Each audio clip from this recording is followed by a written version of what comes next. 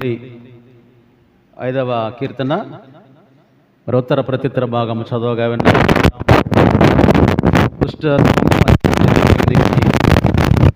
మరి అసహ్యమైనటువంటిదిగా ఆ యొక్క కీర్తనల్లో మనం చూస్తూ ఉన్నాం. అలాగే ఇశ్రాయేలు ప్రజలతో ప్రభువు మరలా మాట్లాడుతూ సాంగత్యము, అన్యజనులతో సహవాసము, సాంగత్యము వద్దు అని ఒక ఆజ్ఞ ఇశ్రాయేలు ప్రజలకు ఇవ్వటం, అలాగే ఎఫెసీ పత్రికల్లో ఆత్మపూర్ణులై ఉండాలి అనేటువంటి ఒక ఆలోచన పౌలు భక్తుని ద్వారా సంఘానికి తెలియపరచటం, అలాగే పరిశుద్ధ యోహాను సువార్త భాగంలో 17వ అధ్యాయంలో కొన్ని వచనాలు ఈ సంఘము లేక యేసుక్రీస్తు ప్రభుని అనుసరించు బిడ్డలు ఈ లోక సంబంధులు కారు, యేసుక్రీస్తు ప్రభు లోక సంబంధి కారు. కాబట్టి ఆయన బిడ్డలైన మనము కూడా ఈ లోక సంబంధులము, ఈ లోకస్థులం ఎంత మాత్రము కాదు అని ఈ లేఖన భాగాలన్నీ మన కొరకు తెలియపరుస్తూ ఉన్నాయి. ఈ 4 లేఖన భాగాల నుండి మన కొరకు ఇచ్చినటువంటి అంశము ఈ దినాన ఏమి అంటే పరిశుద్ధులుగా జీవించాలి అనేటువంటి అంశం ఇవ్వటం జరిగింది. మనము పరిశుద్ధులుగా జీవించాలి. బీ హోలీ అనేటువంటి సంగమ పైని దేవుని యొక్క ప్రధానమైనటువంటి ఉద్దేశం, ఆయన బిడ్డలమైనటువంటి మన పట్ల ఆయన కృప అనుగ్రహించలాగున ఆయన ఇశ్రాయేలు ప్రజలను ప్రోగు చేసి ఆయనే వారి దగ్గరికి వెళ్ళి ప్రభువు మాట్లాడిన విషయాలు ఈ లేఖన భాగాల్లో మనం చూస్తూ ఉన్నాం. ఆయన సమీపించు దేవుడై ఉన్నాడు. ఒక వ్యక్తి ఈ సీతాకోక చిలుకలు, బటర్ఫ్లైస్, వాటిని పట్టుకోవడానికి ప్రయత్నం చేస్తున్నాడట. సీతాకోక చిలుకలు ప్రయత్నం చేస్తున్నప్పుడు అవి దొరకట్లా, పారిపోతూ ఉన్నాయి. అప్పుడు ఒక ఆలోచన తట్టింది. తనతో ఒక ఆలోచన అంతరంగం మాట్లాడటం, నీవు సీతాకోక చిలుకలు పట్టుకోవడానికి ఎంతో ఆశపడుతున్నావు, అవి దొరకటం లేదు, నీవే ఎందుకు ప్రయత్నం చేయకూడదు? నీవే ఒక తోటను నాటి నీవే తోటను నాటి పెంచి పెద్ద చేస్తున్నప్పుడు ఆ తోటలోనికి సీతాకోక చిలుకలే నిన్ను వెంబడిస్తాయి, నీ దగ్గరికి అవే వస్తాయి. ఈ ఆత్మీయమైనటువంటి భావము మనం కూడా చూడాలి. మనము దేవుడు మనిద్దకు రావటానికి ఎలాగా దేవుడు మనలను సమీపిస్తాడు అనేటువంటి మార్గాలు ఆయన దేవుని వాక్యములో ఎన్నో మనకు పొందుపరిచాడు. నీవు సమీపస్తున్నవి దేవునికి కాకపోయినా దేవుడు నీకు సమీపస్తుడిగా ఉండటానికి ఆయన సిద్ధముగా ఉన్నటువంటి విషయం దేవుని వాక్యము మనకు జ్ఞాపం చేస్తూ ఉంది. మనం మనమే సృష్టించుకోవాలి. దేవుని సన్నిధి నీ దగ్గరకే రావటానికి మార్గాలు వాక్యంలో ఉన్నప్పుడు నీకు నీవుగా దాన్ని సృష్టించుకోవాలి. We have to create our shelves.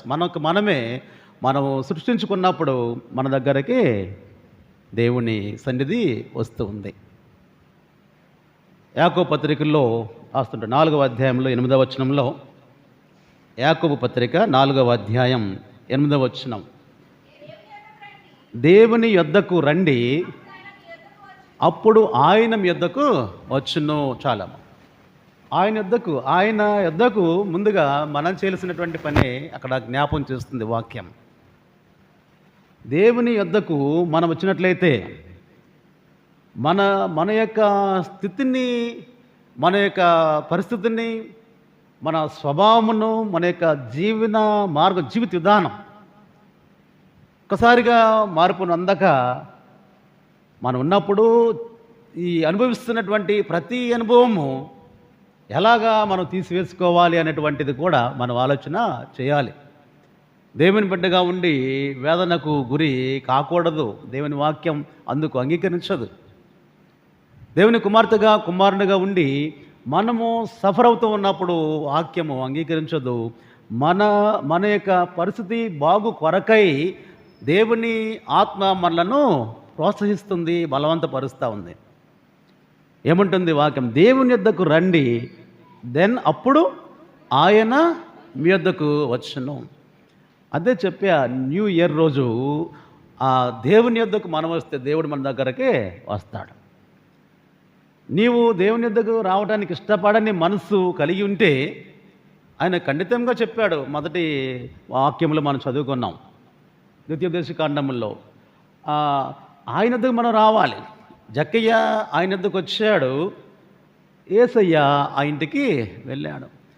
అది ఈ నూతన నిబంధనలో యాకోబు పత్రికల్లో అది కూడా పరుస్తున్నాడు. అంటే ఈరోజు నా మేలుల కొరకైనటువంటి ఆ ఆత్మ దేవుని యొక్క ఇది మనం చూస్తూ ఉన్నాం. పరిశుద్ధులుగా జీవించడానికి దేవుని సన్నిధి మనకు ఎంతగానో ఉపయోగపడుతుంది.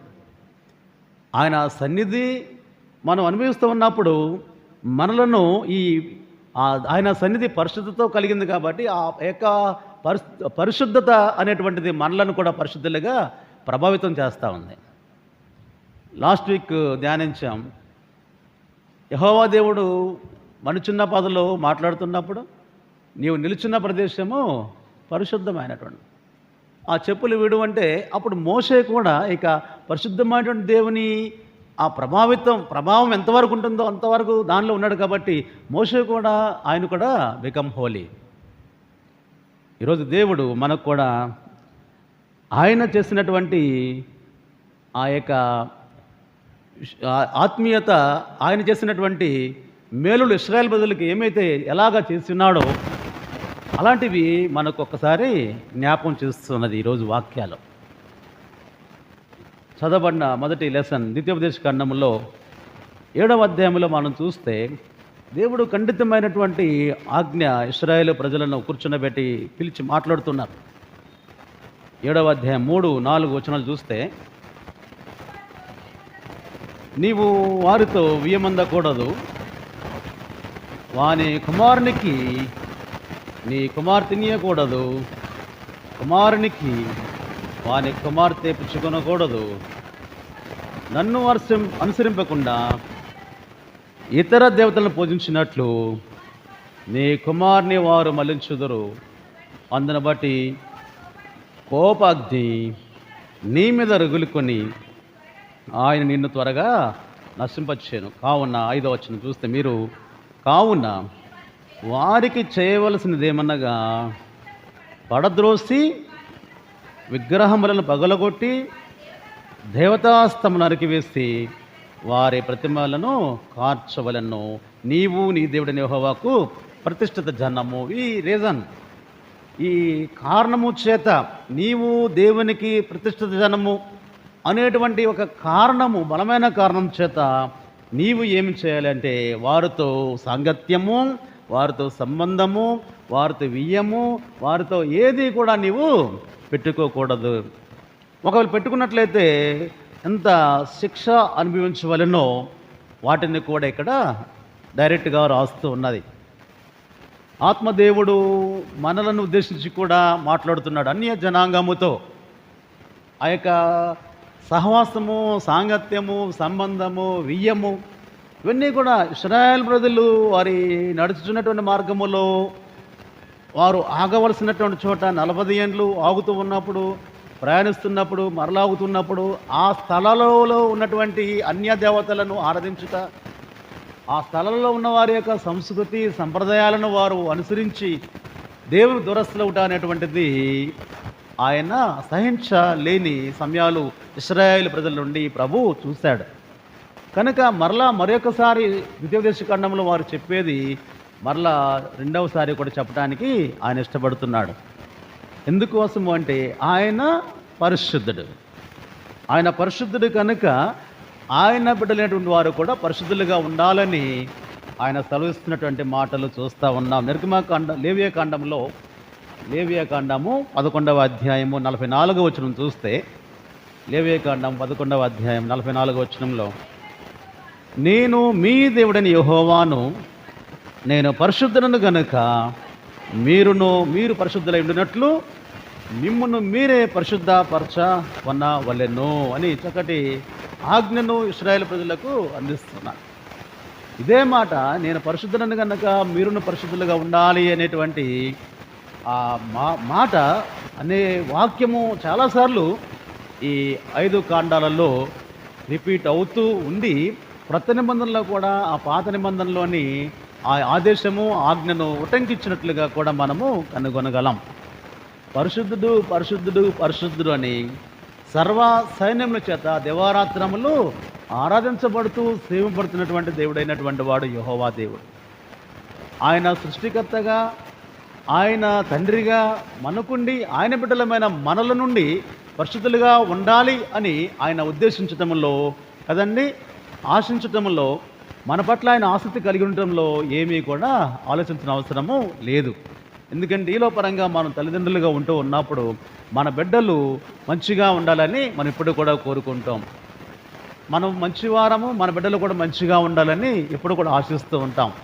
అలాగే తండ్రి అయినటువంటి దేవుడు కూడా ఆయన బిడ్డలేమైన మనము ఆయన వలె ఉండాలనేటువంటి ఉద్దేశము ఆ ప్రభువారు నిత్యము కలిగి ఉండటం ద్వారా ఆ ప్రభువు ఆజ్ఞాపిస్తూ ఉన్నాడు.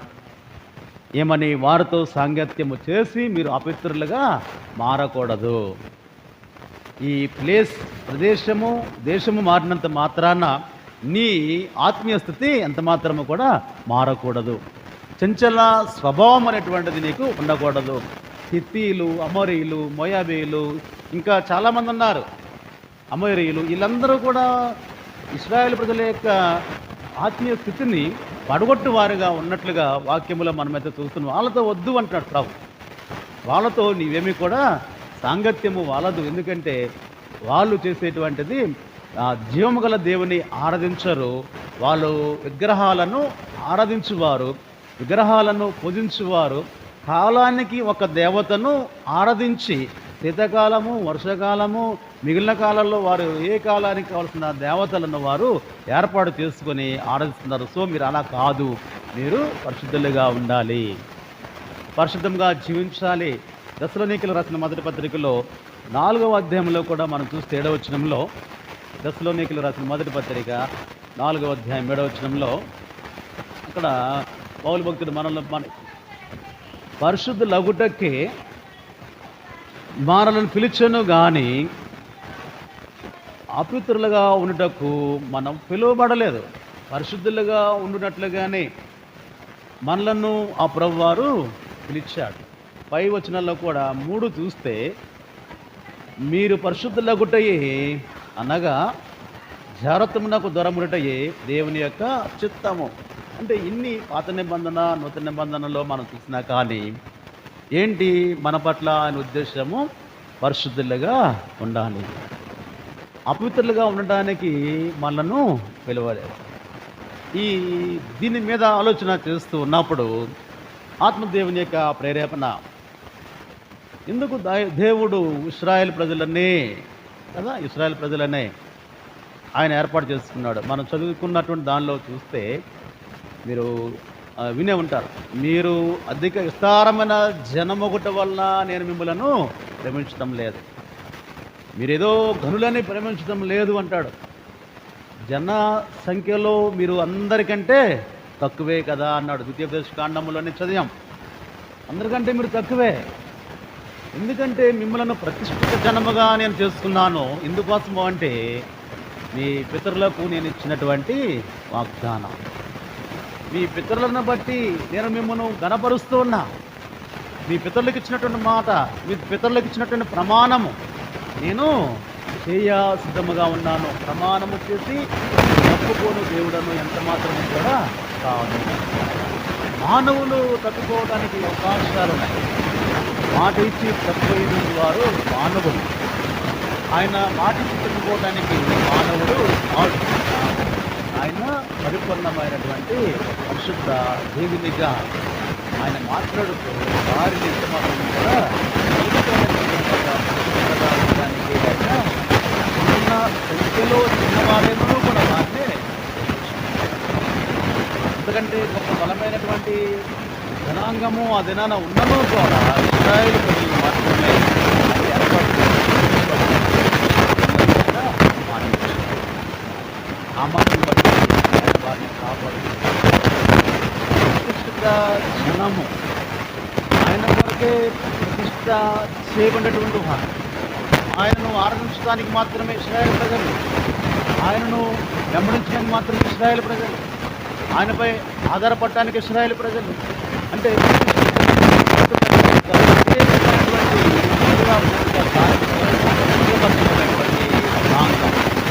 ప్రతిష్ఠిత జనాంగము అంటే ఇశ్రాయేలు ప్రజలు ప్రతిష్ఠిత జనాంగం. దేవుని వాక్యం మీతో నాతో మాట్లాడుతున్నప్పుడు ఈ రోజున మనము సైతం ప్రతిష్ఠితమైనటువంటి జనాంగముగా ప్రభుని మాటలు ఆలోచిస్తున్నప్పుడు నీ బాధ్యత నా బాధ్యత కూడా మనము జాగ్రత్తగా స్వీకరించగలిగేటువంటి మనస్సు మనము కలిగి వారిని ఎందుకు పరిశుద్ధముగా ఉండాలి ఆయన కోరుతూ ఉన్నాడు. ఎందుకంటే ఆయన పరిశుద్ధునిగా ఉండి ఆయన జీవించినటువంటి కష్టములో భాగం మనం. మరొక విధంగా చెప్పాలి అంటే ఆయన మనలను పరిశుద్ధముగా ఆయన మనల్ని నిర్మింపజేసినప్పుడు పరిశుద్ధమైనటువంటి ఆలోచనలతో నిర్మలమైన మనసుతో మనల్ని పుట్టించాడు. ఆయన నిర్మల మనసుతో మనం పుట్టించాడు కనుక, పరిశుద్ధంగా పుట్టించాడు కనుక ఆయన యొద్దకు మనం వచ్చినప్పుడు ఈ జీవితము పరిశుద్ధమైనటువంటిది ఆయన వరముగా అనుగ్రహించాడు. జాగ్రత్తగా మనం ఆలోచిస్తే మళ్ళా ఆయన దగ్గరకు వచ్చినప్పుడు ఎలాంటి జీవితము దేవుడు అనుగ్రహించాడో మనందరికీ అలాంటి జీవితంతోనే దేవుని ఎదుట అలాంటి పరిస్థితుల్లో దేవుని ఎదుట మనము కనపడాలి. అంటే ఈ జీవితము దేవుడు మన ఉపయోగార్థమే. ఈ లోకంలో మనం జీవించినప్పుడు ఆయన సాక్షులుగా ఉండడానికి, ఆయన బిడ్డలుగా కొనసాగడానికి, ఆయన మనల్ని జీవింపజేస్తున్నప్పుడు జీవించినంత కాలము కూడా ఆయన ఇచ్చినటువంటి పరిస్థితులు ఎంత మాత్రం కూడా పోగొట్టు కనుక, ఆయన ఇచ్చినటువంటి పరిస్థితులను ఎంత మాత్రం కూడా అపవిత్రపరచుకొనక ఆ శ్రేష్టమైనటువంటి జీవితాన్ని శ్రేష్టమైన జీవితాన్ని మనం ఉంచుకొని ఆయన కావాలి అని ఆయన యొక్క ప్రధానమైన ఉద్దేశంగా మనము ఎందుకంటే ఇచ్చినటువంటి పరిశుద్ధమైన జీవితాన్ని స్పాయిల్ చేసుకున్న వాళ్ళు, డిస్ట్రాయ్ చేసుకున్న వాళ్ళు, పాడు చేసుకున్న వాళ్ళు, చెడగొట్టుకున్నటువంటి వాళ్ళు అనేకం. ఆయన దానికి అంగీకరించడం లేదు. నేను ఇచ్చిన జీవితం నేను ఎలాగిచ్చానో అలాగే రా నా దగ్గరకు అంటున్నాడు. కావు మరి అంటే బాగుంటుంది. నేను ఎలా ఇచ్చానో నేను ఎలా స్థిరించానో అలాంటి స్థితిలోనే నువ్వు నాకు కనపడ. అందుకే ఈలోపరమైనటువంటివి వద్దు, సాంగత్యాలు వద్దు, అవిశ్వాసంతో సాంగత్యము, అన్యులతో సాంగత్యము వలదు అని ప్రభువారు తలవిస్తారు. ఎలీషా కాలంలో జరిగినటువంటి చిన్న మాట చెప్పి ముందుకు కొనసాగుతాను. 2వ రాజుల గ్రంథములో 6వ అధ్యాయంలో 5వ వచనం చూస్తే, 2వ రాజుల గ్రంథము 6వ అధ్యాయము 5వ వచనంలో అక్కడ జరిగినటువంటి ఒక్కడు దూలము నరుకుచున్నప్పుడు గొడ్డలి ఊడి నీటిలో పడిపోగా వాడు అయ్యో నా ఏలినవాడ అది ఎరవు తెచ్చినదని మొర్రపెట్టెను గనక. చాలా ఒక్కడు అంటే ఎలీషా ప్రవక్త యొక్క శిష్యుడు. ఎలీషా ప్రవక్త తన పరిచారం చేయు దినాలలో జరిగినటువంటి చిన్న సంఘటన. దీనిలో ఎలీషా దగ్గర శిష్యులు ఉంటున్నారు. శిష్యులు ఒకరోజు వచ్చి అయ్యా అన్నారు ఎలీషాతో, అయ్యా మనం ఇక్కడంతా నివసిస్తూ ఉన్నాము, చాలా ఇరుగ్గా ఉంది మన నివాస స్థలం, కాబట్టి బయట గేటు గట్టుకు వెళ్ళి కొన్ని దూలాలు నరుకొచ్చి వేరే నిర్మాణం చేద్దాం, కొన్ని నివాసాలకు మనం ఫ్రీగా ఉండవచ్చు అంటే, సరే వెళ్ళండి అన్నాడు ఎలీషా. సరే మేము మాత్రమే వెళ్ళడం కాదు, నువ్వు కూడా రావాలి మాతో అని ఆయనను కోరగా ఆయన కూడా వారితో పాటు వెళ్ళాడు. వెళ్ళగా జరిగినటువంటి ఆ యొక్క మాట ఏమిటి అంటే, పని ఏంటంటే, ఒకడు దూలం నరుకుచున్నప్పుడు గొడ్డలు ఊడి నీటిలో పడిపోయింది. అక్కడ ఎలీషా ఉన్నాడు కాబట్టి అంటున్నాడు, రాయలినవాడా అది ఎరవు తెచ్చినది గనుక అని మరపెట్టాడు. అంటే దానిలో ఉన్నటువంటి అర్థం మనం చూసినప్పుడు, వాడు ఇంటి పక్కన వాళ్ళ ఇరుగు పొరుగు దగ్గర తీసుకొచ్చాడు గొడ్డలి. ఇరుగు పొరుగు దగ్గర తీసుకొచ్చిన గొడ్డలి పోయింది.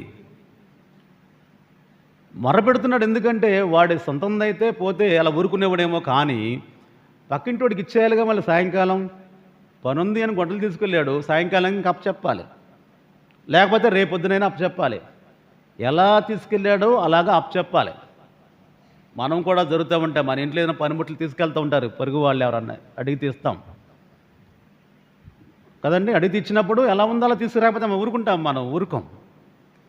ఎలా ఉందో అలాగే మనకు అప్పచెప్పాలి. ఎవరైనా వస్తువు తీసుకువెళ్తే మంది ఒకళ్ళు పాడు చేస్తే కొన్ని ఇవ్వాలి, కొన్ని ఇమ్మంటాం, లేకపోతే బాగు చేస్తే ఇమ్మంటాం. నేను ఎలా ఇచ్చాను అలా కావాలంటాం. ఈ పొరుగువానికి ఇచ్చేయాలి కాబట్టి ఎలా తీసుకొచ్చానో అలాగే నేను అప్పగించాలి అని మొరపెడుతున్నాడు. దానిలో ఆత్మీయ స్థితి మనము కూడా గమనించాలి. మనకు దేవుడిచ్చినటువంటి ఈ జీవితము ఎలా ఉన్నదో అలాగా తిరిగి ఆయన దగ్గర తీసుకువెళ్ళాలి, లేక అప్పగించాలి. ఆయన ఎదుట మనం సంపూర్ణంగా సమర్పించుకోవాలి. ఏమీ పాడు చేయకుండా, విచ్ఛిన్నం కాకుండా, ఇరిగిపోకుండా, నలిగిపోకుండా, డిస్ట్రాయ్ కాకుండా, అపవిత్రపరచకుండా. ఏదైనా మనం తెచ్చినప్పుడు బయట నుండి సామాను అప్పగించేటప్పుడు మొత్తం ఇస్తాం. మనం అద్దెకు తెస్తూ ఉంటాం కొన్ని సామాన్లు, ఇచ్చేటప్పుడు లెక్క పెట్టుకుని అన్నీ ఇస్తాం. ఒకళ్ళు తగ్గితే కొన్ని ఇవ్వాలి అంటాడు వాడు, కొనకపోతే నాకు ఇవ్వు, నేను ఎలా ఇచ్చానో అలాగే ఇవ్వు. తగ్గితే తీసుకోడు, లేకపోతే వెల చెల్లించాలి. నువ్వు పోగొడితే తీసుకొచ్చి వెల చెల్లించాలి.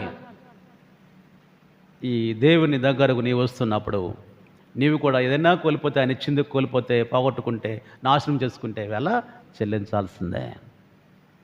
అందుకోసమే ప్రభు వాళ్ళకి మాట ఇచ్చి చెప్తూ ఉన్నాడు, రెండవసారి మీరు వారితో సాంగత్యము లేదు. ఒకళ్ళు సాంగత్యం చేస్తే శిక్ష, ఖచ్చితమైన శిక్ష అనేటువంటిది ఇక్కడ రాస్తూ ఉన్నాడు.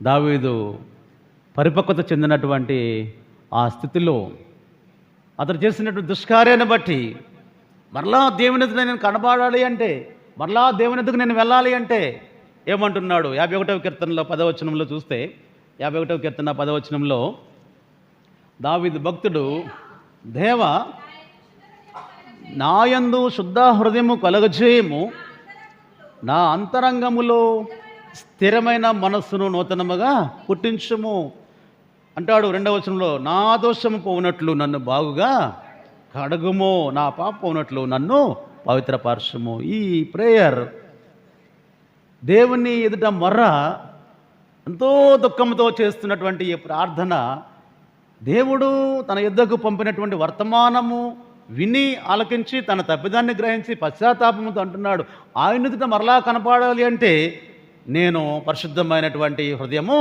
కలిగి ఉండాలి.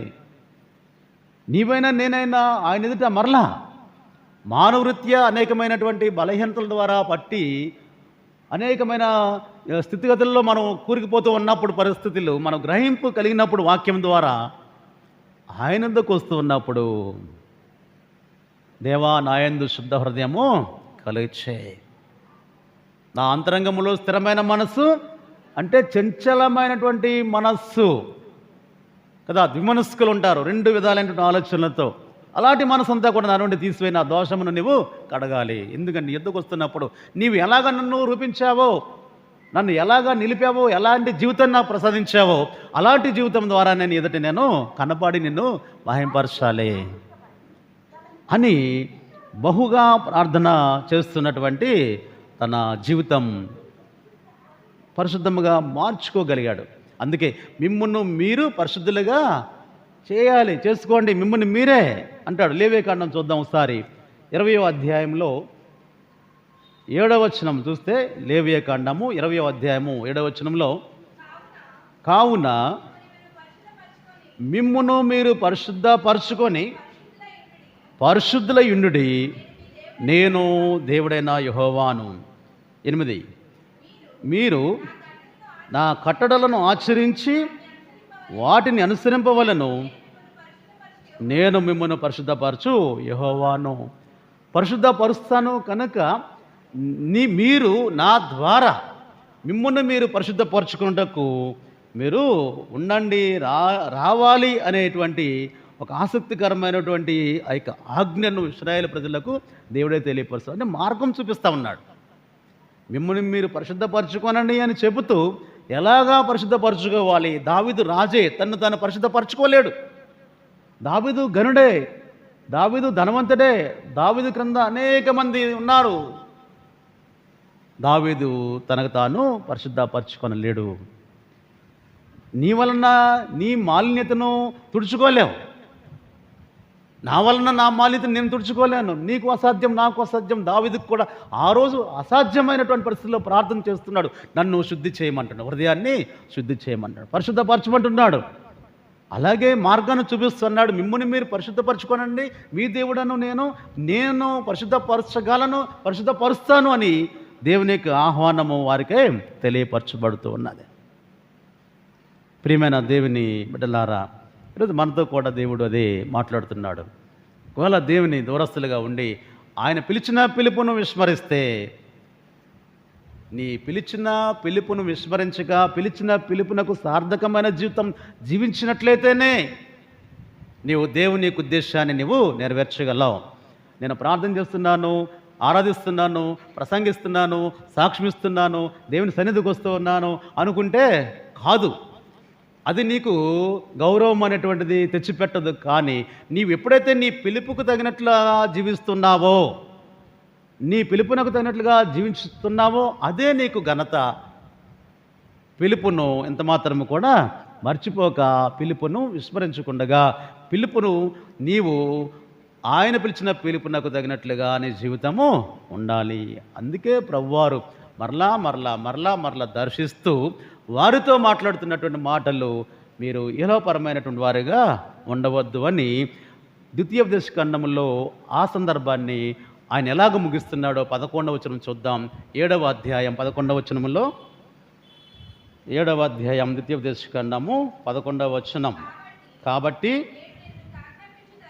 నేను నీకు ఆజ్ఞాపించు ధర్మము అనగా విధులను కట్టడలను మీరు అనుసరించి నడుచుకున్నవలను. ఆయన చెప్తున్నటువంటి మాట లాస్ట్గా వారితో చెప్పిన మాట, ఇవన్నీ ఒక ఎత్తు, మీరు వాటితో సాంగత్యం ఉంటే మిమ్మల్ని శిక్షిస్తానని చెప్పినటువంటి దేవుడు, దానికి విరుగుడు, దానికి విమోచన ఏంటయ్యా అంటే, నీకు శిక్ష పడకుండా ఉండాలి, నిన్ను దేవుడు దేశించకుండా ఉండాలి, నిన్ను దేవుడు ఒక క్రమంలో ఉంచాలి, నిన్ను దేవుడు ఆశీర్వదించాలి, ఆయన చెప్పినటువంటి ఆశీర్వచనాలన్నీ కూడా పొందాలి అన్నట్లయితే ఏంటి చేయాలంటే, కాబట్టి మీరు కదా ఆయన ధర్మము అనగా ఆయన యొక్క విధులను, ఆయన యొక్క కట్టడలను నీవేం చేయాలి? అనుసరించాలి. ఎక్కడుంటాయి అవి? ఎక్కడుంటాయి? దేవుని వాక్యములో. దేవునికి స్తోత్రం. ఆయన విధులు, ఆయన కట్టడలు, ఆయన ఆజ్ఞలు ఎక్కడుంటాయి అమ్మా అంటే, నీకు ఎంతో అత్యంత సమీపముగా ఉన్నాయి. దేవుని యొక్క వాక్యమును జీవగ్రంథములో దేవుడు పొందుపరిచాడు. ఆయనకి విధులు ఆజ్ఞలను పొందుపరిచినప్పుడు ఇవి నీవు చదివినట్లయితే వాటి ద్వారా నీవు పొందవలసినటువంటి మేలులన్నీ కూడా ప్రభువారు ధారాళముగా ఇచ్చేవాడే. పై వచనాల్లో ద్వితీయోపదేశకాండంలో చదివితే అంతా కూడా బాధ కలిగేటువంటి మాటలు ఉన్నాయి. ద్వేషిస్తాడట, ఆయన మనల్ని శిక్షిస్తాడు, ఆయనకు అనుగుణమైన జీవితాలు. అలాంటిది లేకుండా ఉండాలంటే నువ్వేం చేయాలంటే ఆయన విధులను కట్టడలను నీవు అనుసరించాలి. అనుసరించినప్పుడే ఆయన యొక్క బిడ్డలుగా మనము కొనసాగగలము. ద్వితీయోపదేశకాండ ప్రకారం ఇశ్రాయేలు ప్రజలను దేవుడు సరైన క్రమంలో ఉంచగోరి వారితో మాట్లాడుతున్న మాటలు విని ఆలకించి ఆ ప్రకారంగా వారు నడిచినట్లయితే వారు కూడా ఎంతగానో దేవుని ఉద్దేశాలను నెరవేరుస్తూ దేవుడు దాచిన ప్రతి ఆశీర్వాదాన్ని కూడా వారు పొందుతారు. అలాగే యోహాను సువార్తలో మనం చదువుకున్న సువార్త వాక్య భాగంలో 17వ అధ్యాయంలో చదివాము కదా. యోహాను సువార్త 17వ అధ్యాయంలో 14-15 వచనాలు చూస్తే చదవమ్మా. వారికి నీ వాక్యం ఇచ్చున్నాను, నేను లోక సంబంధిని కానట్టు వారును లోక సంబంధులు కారు, కనుక లోకము వారిని ద్వేషించును, నీవు లోకములో నుండి తీసుకొని పొమ్మని ప్రార్థించటం లేదు కానీ దుష్టుని నుండి వారిని కాపాడమని ప్రార్థించున్నాను. నేను లోక సంబంధిని కానట్టు వారును లోక సంబంధులు కారు అని చక్కగా దేవుని యొక్క యేసుక్రీస్తు ప్రభువారి శిష్యుల నిమిత్తమై ఈరోజు మన నిమిత్తమై ఆయన ప్రార్థిస్తూ ఉన్నాడు. యేసుక్రీస్తు ప్రభువారు నీ కొరకు నా కొరకు తండ్రికి మనకు మధ్యవర్తిగా ఉండి నిత్యము కూడా ఆయన ప్రార్థిస్తూనే ఉన్నాడు. ఏంటి దీనిలో ఉన్నటువంటిదంటే, దుష్టుని నుండి మనలను కాపాడమని ఆయన ప్రార్థిస్తున్నాడు. దుష్టుని నుండి మనలను ఏదో శపించమని ప్రార్థించటం లేదు అన్నాడు కదా ప్రభు. వారిని తీసుకుపోమని ప్రార్థించటం లేదు. ఎంత జాలి, ఎంత కనికరం కదా. మనము ఎంత నమ్మదగని వారమైన నోట మనకున్నటువంటిది ఏంటంటే, మనకున్నటువంటి రివార్డు అవార్డు మనం నమ్మదగని వారము. నమ్మలేమంట. అయినా నువ్వు కూడా ప్రభు నమ్మదగిన వాడుగా ఉండి నీ పట్ల కార్యములు చేస్తాను. వారిని తీసుకుపోమంటలేదు, నేను ఇక్కడ నుండి ఈ లోకము నుండి వేరే ఏమంటలేదు. ఈ కలుపు మొక్కను ఏరి పారేసినట్లుగా ఏరి పారేయమంటలేదు, కానీ దుష్టుని నుండి వారిని కాపాడు. సమస్త దుష్టత్వము మనపైన రాజ్యమేలుతూ మనలో అత్యంత బలహీనపరుస్తున్నటువంటి సమయాలు, ఇలాంటి సమయాలలో దుష్టునికి లోబడకుండా మనలను కాపాడమని నీ కొరకు నా కొరకు మధ్యవర్తి అయినటువంటి యేసుక్రీస్తు ప్రభు వేడుకుంటూ ఉన్నాడు. నేను లోక సంబంధాన్ని కానట్టు వారు కూడా లోక సంబంధాలు కారు. దేవుని వాక్యము అనేటువంటిది మన దగ్గరకు పంపిస్తూ మరలా నీవు ఏమిటో నేనేమిటో దేవుని వాక్యము మనకు బోధిస్తూ ఉంది. మనం ఏమై ఉన్నాము అనేటువంటిది తెలియపరుస్తూ ఉంది వాక్యం. ఆయన లోక సంబంధి కాడు, మనము కూడా లోక సంబంధము కాకుండా ఉండాలి అని ఆయన యొక్క ప్రధానమైనటువంటి ప్రార్థనగా ఇక్కడ మనం చూస్తాం. ప్రధాన యాజకుని ప్రార్థన అని పిలుస్తూ ఉంటాం. ఆ యొక్క ప్రార్థన ఆయన ప్రార్థిస్తున్నాడు నీ నిమిత్తమై. ఈ లోకంలో క్రైస్తవులుగా మనం జీవిస్తున్నప్పుడు దేవుని వైపు చూసే క్రైస్తవుల కంటే ఈ లోకం వైపు చూసే క్రైస్తవులే అత్యధికం. ఈ లోకం వైపు చూసేటువంటి క్రైస్తవులు, ఇశ్రాయేల్ ప్రజలు ఆయా చోట్ల దిగినప్పుడు అక్కడ విగ్రహాలు ఆరాధించారు.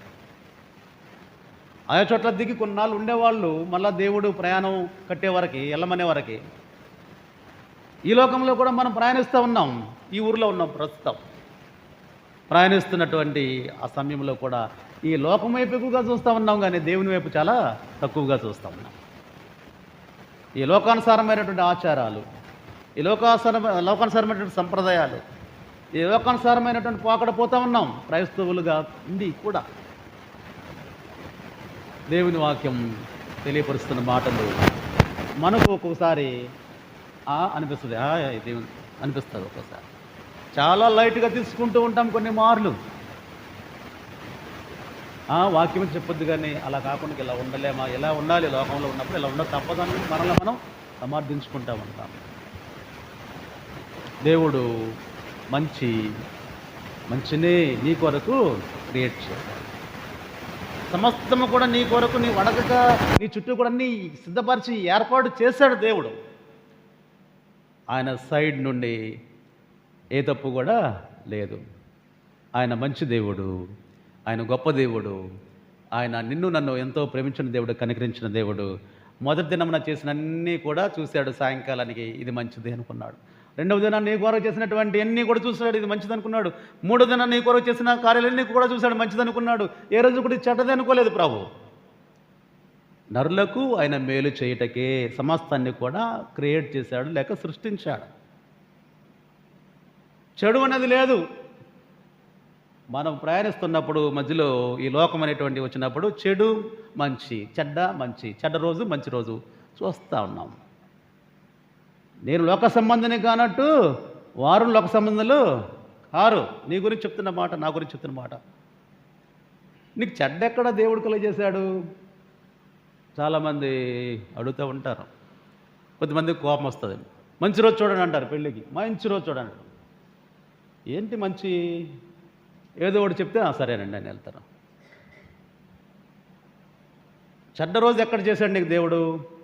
సరే, ఒకరోజు చెడ్డ రోజే, ఆ రోజు నీ ఊపిరి తీసుకోవటం ఆపే. చెడ్డు సమయం వచ్చింది, ఒక గంట సేపు చెడ్డ. ఆ చెడ్డ టైంలో నువ్వేమీ చేయవు, ఊపిరి తీసుకోవటం ఆపేసాయి ఒక గంట సేపు. మరలా మంచి సమయం వచ్చినప్పుడు ఊపిరి పీల్చుకో. కెన్ యూ చేయగలవా? చెడ్డ సమయం కొన్నావు, బండేసుకెళ్ళావు, పడ్డావు, కాలిగిరింది. మంచి సమయం వచ్చే వరకు ఆగుతావా? హాస్పిటల్కి వెళ్ళకుండా, మందేసుకోకుండా? ఇన్ని ఎక్కడ చెడ్డ ఎక్కడ మంచిదో నాకు అలా అనిపిస్తుంది. నా ఉద్దేశం చెప్తున్నా ఇప్పుడు. కానీ నేను మా రిలేటివ్స్లో కూడా చూస్తూ ఉంటారు. నేను అంటానండి, ఏంటి ఇదంతా ఎవరిష్టం వాళ్ళది అని అంటే మనం ఎందుకు ఇక్కడ చెప్పాలి? చెప్పటం ధర్మం, వింటే ఆశీర్వాదం, వినకపోతే అంతే. వినకపోతే శాపం నేను అంటలేదు. కానీ దేవుని వాక్యం ఏమి బోధిస్తుంది, ఏమి సెలవిస్తూ ఉంది అన్నాడు ప్రభు. మన గురించి లోక సంబంధాలు కారు, నేను లోక సంబంధాన్ని కాను. ఈ లోకంలో అవన్నీ మనం పుట్టించుకొచ్చాం. అప్పుడు ఎవడికో అవసరమే అలా చేశాడట. ఎవడో అలా చేశాడు వాడి ఉపయోగం కోసం. ఎందుకంటే ఇప్పుడు పెళ్లి పెట్టాడు, మరలా ఇంకొకరు వచ్చారు, ఖాళీ లేదు, అబ్బా ఇది చెడ్డమ్మా అని వద్దు, అప్పుడు పెట్టంటే అదే నిజమైపోయింది ఆ రోజున. అప్పుడు ఖాళీలు లేక ఖాళీ ఉన్న సమయంలో మంచిదని చెప్పేశారు. అది ఇప్పటికీ ఈ శాస్త్రము, సాంకేతికత, విజ్ఞానము అన్నీ విపరీతంగా పెరిగిపోయినా కానీ మనం ఎప్పుడుదో ఆచారం ఇంకా అనుసరిస్తూ ఉన్నాం. దేవుడు నీ కొరకు చెడ్డ ఎక్కడ కూడా కలగజేయాల. యేసయ్య అంటాడు, అక్కడ విమర్శిస్తూ ఉంటారు, సబ్బాతు దినమందు బాగు చేస్తే ఒకడిని, ఏంటి ఈరోజు విశ్రాంతి దినమందు బాగు చేస్తున్నాడు ఈయనేంటి ఈ అధికారం ఎవరిచ్చారు, సనుక్కుంటూ ఉంటారు. ప్రభువారు అక్కడ అడిగాడు వాళ్ళని, ఏంటయ్యా నీవు పెంచుకుంటున్నావు కదా, ఎద్దునో గాడిదనో కుక్కనో పెంచుకుంటావు కదా, అది గోతులో పడింది తీవా ఆ రోజు కదా, తీస్తాడు, తీయకుండా ఎలా ఉంటాడు. ఇది మనం కలిగించినది, దానివల్ల నిష్ప్రయోజనమే. దేవుడు నిర్ణయించాడు నీ మార్గాన్ని, దేవుడు నిర్ణయించాడు నీ మార్గాన్ని, నిర్దేశించాడు నీ గమ్యాన్ని. దీనిలో మనము మన సొంత పరిజ్ఞానంతో, మన సొంత జ్ఞానంతో కొన్ని మార్లు చేస్తూ ఉంటాం. లోకస్తులుగా ఉండకూడదు. దేవుని వాక్యం, లోకస్తుడు పూర్తిగా నయమాను లోకస్తుడు. ఈ లోకంలో ఉన్నటువంటి వాడు లోకస్తుడు, లోకానుసారంగా నడుస్తున్నాడు, లోకానుసారమైన ఉద్యోగం చేస్తున్నాడు, గొప్పగా వాడిగా ఉన్నాడు.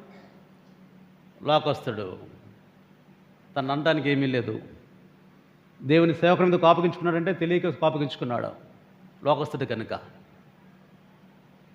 లోకస్తుడు బాగుపడ్డాడు. ఎంత కోపమో అతనికి, సైన్య అధికారి, సేవకుడు గెహాజీ. ఆ సందర్భంలో, ఆ సమయంలో సేవకుడైనటువంటి వాడు గెహాజీ. సేవకుని పని ప్రార్థించటం, సేవకుని పని త్యాగం చేయటం, సేవకుని పని దేవుని వాక్యాన్ని ప్రబోధించటం, సేవకుని పని తన యజమానికి లోబడి ఉపచారం చేయటం. ఎన్నో బాధ్యతలు సేవకుని పైన, పరిచారకుని పైన ఉన్నాయి, గెహాజీ పైనే. అన్నీ మర్చాడు. లోకస్తుడైనటువంటి నయమాను వచ్చి బాగుపడి, ఈ లోకములో యెహోవా తప్ప మరి ఎవరో ఏ దేవుడు లేడు, సమస్తమైన ప్రజలు ఆయననే పూజించడని చెప్పి సాక్ష్యమిచ్చి వెళ్ళిపోతా ఉన్నాడు. లోకస్తుడు వచ్చి మార్పు నుండి, మారు మనసు పొంది సాక్ష్యమిచ్చి వెళ్తూ ఉన్నాడు. సేవకుడైన పరిచారకుడైనటువంటి గెహాజీ చూశాడు, లోక సంబంధిగా వ్యవహరించాడు. ఏంటి లోక సంబంధిగా? నయమను బాగైనందుకు ఎలీషా ద్వారా ఎలీషాకి కానుక ఇవ్వబోయాడు. ఎలీషా ఏమన్నాడు? వద్దన్నాడు. నీ కానుక నాకు వద్దు. తీసుకెళ్ళిపోతున్నాడు. కానుకంటే ఏదో చిన్న కానుక కాదు, బళ్ళు కానుకలు, దుస్తులు, వెండి, బంగారము చాలా రాశారు. వాటి మీద కన్ను పడింది పరిచారకునికి. ఎంతకాలం ఎలీషాతో ఉంటే నేను సంపాదించుకోవాలి, ఎంతకాలం ఎలీషాతో ఉంటే ఇంకా ఇదేనా బ్రతుకు, ఇదేనా పరిచర్య, ఇదే జీవితం, ఎదుగు బతుకులేనిది ఏం ఆలోచించాడు మనకే తెలియదు. కానీ వెళ్ళాడు, పరిగెత్తుకుంటూ వెళ్ళాడు. చాలా దూరం ప్రయాణం చేస్తుంటాడేమో నయమాను, పరిగెత్తుకుంటూ వెళ్ళి చెప్పాడు, అయ్యా ఇందాక వద్దన్నాడు మా యజమానుడు, మా ప్రవక్త ఎలీషా, ఇప్పుడు కావాలంటున్నాడు అని చెప్పాడు. వెళ్ళి, అమ్మో ఇంకేముంది, ఇందాక వద్దన్నాడా, ఇప్పుడు కావాలంటే తీసుకెళ్ళిపో, ఇంకా తీసుకెళ్ళి అంటే తెచ్చుకున్నాడు. తెచ్చుకొని దాచుకొని ఏమీ తెలియనట్టుగా వచ్చి తన దగ్గర నిలబడ్డాడు. ఏంటో గెహాజీ, ఎక్కడికి వెళ్ళేస్తున్నావు? ఎక్కడికే వెళ్ళలేదు. మరి ఏమన్నాడు? నీవు వెళ్తున్నప్పుడు నీతో కూడా నా మనస్సు రాలేదా? మనకు తెలియపోవచ్చు, సమస్తము కూడా ఎవరికి తెలుస్తుంది? దేవునికి తెలుస్తుంది. నువ్వు దేని కొరకు పరుగులెత్తున్నావో, దేని కొరకు వెంపర్లాడుతున్నావో, దేని కొరకు ఆసక్తిగా ఉన్నావో, దేని కొరకు నీ జీవితం దేని కొరకో నువ్వు ప్రయాసపడుతున్నావో ఆయనకు తెలుసు. లోకస్తుడు వచ్చి మారి దేవుని బిడ్డగా మారాడు, దేవుని సేవకుడైన వాడు మారి లోకస్తుడైపోయాడు. తద్వారా వచ్చినటువంటి క్షేమము, లాభము ఏమన్నా ఎవరైనా చెప్పగలరా? గెహాజీకి వచ్చిన క్షేమం ఏంటి, లాభం ఏంటి, మేలేంటి? శాపం వచ్చింది. శాపానికి గల కారణం ఉన్నవాడు ఉన్న చోట ఉంటే చక్కగా ఉండేవాడు, చక్కగా పరిచర్యలో. ఒక్కసారిగా అక్కడ ఉన్నటువంటి వాడు ఉన్నతమైన స్థానంలో ఉన్నవాడు కనీసం ఇక్కడ కూడా కాకుండా అక్కడ కూడా కాకుండా ఎక్కడికంటే ఊరి వెలుపలకు పాలెంలోకి త్రోసివేయబడ్డాడు. ఎంత శాపమో కదా! ఒక్కసారిగా ఉన్నతమైన స్థితి నుండి పతనము కాబడ్డాడు. దానికి కారణం లోక సంబంధిగా వ్యవహరించాడు. లోకము అదే తెచ్చిపెడుతుంది. ఆ లోకము అదే తెచ్చిపెడుతుంది మనకి. తనే కాదు, తన యొక్క ఇంటివారు వంశమంతా కూడా అలాగే శాపం. ఒక్కడ చేసిన తప్పునకు తన కుటుంబము శాపగ్రస్తమైన కుటుంబముగా మార్చేశాడు. లోక సంబంధులుగా ఇప్పుడు కూడా మనం ఉండడానికి ఆసక్తి కనపరచకూడదు. ఆయన తెలుసు, ఆయన పుట్టించాడు, నేను ఎలా పెంచాలో తెలుసు అంటాడు. తల్లి మర్చినా కదా, తండ్రి మర్చినా నేను నిన్ను మరువనే అంటాడు. ఆయన మర్చిపోయే దేవుడు కాదు. ఆయన సమస్తము జ్ఞాపకమే. ఆయన జ్ఞాపకంలో మనం ఉన్నాము కనుకనే ఈ నూతన సంవత్సరాన్ని మన కొరకు అనుగ్రహించాడు. చాలా మార్లు చెప్పాను. ఆయన మనసులో నీవున్నావు, ఆయన జ్ఞాపకంలో నీవున్నావు, ఆయన హృదయంలో నీవున్నావు, ఆయన అరచేతిలో నీవున్నావు. ఆయన చెక్కుకొని ఉన్నాడు చెరిగిపోద్దేమని. అంతగా మనము చెక్కబడినప్పుడు ఆయన నిన్ను మర్చిపోయే దేవుడు కాడు. కొన్ని మార్లు లోకంలో పడిపోతూ ఉంటాం, కొన్ని మార్లు పడిపోతుంటాం. దేవునిలో పెరిగినప్పుడు దేవునిలోనే పెరగాలి, మరలా వెనుతిరిగి చూడకూడదు. సొలొమోను అంటాడు, నువ్వు మొక్కుకుంటే దానిని చెల్లించాలి. ఒకవేళ చెల్లించకపోతే మొక్కుకొనకుండా ఉంటేనే చాలా మేలు. నీవు అడుగు పెట్టేసావు దేవునిలోనే నడవడానికి, అడుగుపెట్టింది అలాగే ముందుకెళ్ళాలి. కానీ వ్యాధనైనా, బాధైనా, దుఃఖమైనా అవి ఆపు చేయగల సమర్థుడు దేవుడు ఉన్నాడు కాబట్టి, సంతోషము సమాధానం ఆయన అనుగ్రహిస్తాడు కాబట్టి ఆయన మార్గంలోనే వెళ్ళాలి. కానీ కొన్ని మార్లు కొన్ని లాభాల కొరకు, కొన్ని క్షేమం కొరకు, కొంత తాత్కాలికమైనటువంటి కొన్నిటి కొరకు మనం ఏమాత్రం కూడా వెనుతిరిగి వెళ్ళకూడదు. వెనుతిరిగి వెళ్తే దేవుని వాక్యం ఎంత అసహ్యకరమైన మాట చెప్తా ఉందో. అలా వెనుతిరిగి వెళ్తేనంట కుక్క తన వాంతికి తిరిగినట్లే. ఎంత అసహ్యం కదా!